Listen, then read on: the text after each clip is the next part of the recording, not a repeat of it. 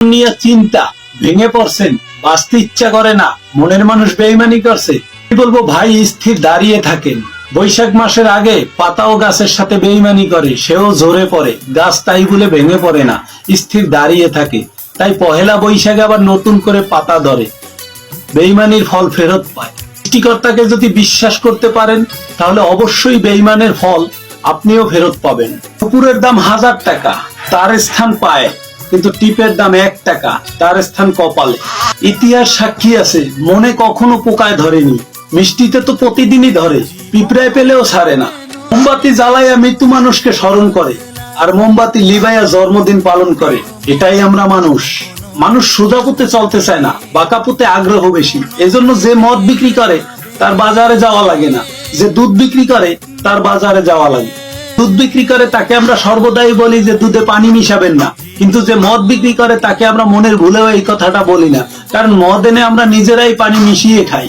বিভিন্ন জেলায় ঘুরে মানুষকে এতটুকু চিনলাম, তাকে বাঘের বাচ্চা বললে খুশি হয়, কিন্তু জানোয়ারের বাচ্চা বললে রেগে যায়।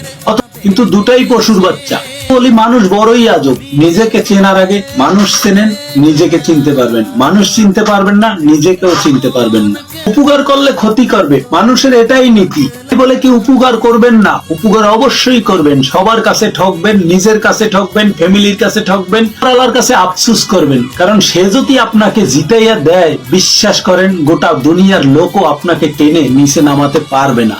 কম্পিউটারের একটা পাসওয়ার্ড আছে, যেরকম কম্পিউটার পাসওয়ার্ড ছাড়া খুলবে না, ঠিক আমাদের ভিতরেও সেরকম ব্যর্থতা আছে। হয়তো আমরা তার কাছে বলতে পারি না, না হয় তাকে মনে রাখি না, না হয় তাকে স্মরণে রাখি না, তাই সে আমাদের মনের আশা পূর্ণ করে না। উপরে সৃষ্টিকর্তার কোনো হাত নাই, মনে করতে হবে আমাদেরই ব্যর্থতা, আমরা সঠিকভাবে তাকে ধরতে পারি না।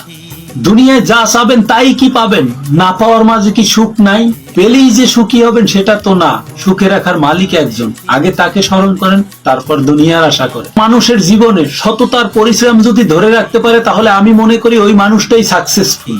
কষ্টের কাছে কোনোদিন হারবেন না, পরিশ্রমের কাছে কোনোদিন নত স্বীকার করবেন না।